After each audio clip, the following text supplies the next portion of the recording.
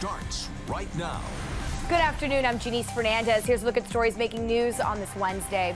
Broward Sheriff Gregory Tony holding a news conference following the completion of internal affairs investigation into the Stoneman Douglas massacre and the inaction by deputies. 7 deputies were part of the investigation and 4 have been officially terminated. We've known about Deputy Scott Peterson and Sergeant Brian Miller, but added to the list are Deputy Edward Eason and Joss Stomberg. All of them are accused of neglecting their duties. The other 3 involved won't face any additional disciplinary action. Democrats getting ready to take the stage in South Florida for the party's first 2020 presidential debate. 20 candidates will convene at the Adrian Arch Center in downtown Miami today and tomorrow in an attempt to convince voters to send them to the White House.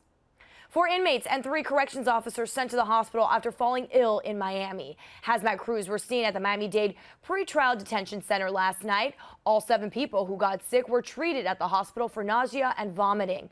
We're told some inmates inhaled a mysterious substance and the fumes spread. The officers have since been released. Investigators are now looking into what exactly caused this. Listen to Local 10's podcast, The Florida Files, wherever you are, whenever you want. Just say, Alexa, play the Florida Files podcast. Getting the latest episode of Florida Files. Here it is from TuneIn. Previously on the Florida Files. Or just ask Siri, I want to hear the latest Florida Files podcast. Here's the newest episode of the Florida Files. Get the Florida Files on Alexa, Google Home, or Apple devices just by saying play the Florida Files podcast. The Florida Files from the one and only Local 10. Only on Local 10, a security guard winds up in the hood of an angry driver's car, and it was all over a parking spot. David Miller was directing traffic at the Trader Joe's in Pinecrest when a man in a white Hyundai began yelling at him, saying he didn't have to listen to his instructions. That's when he says the driver rammed right into him, lifting him off the ground. Miller has a broken foot, torn ligaments, and multiple herniated discs on his spine.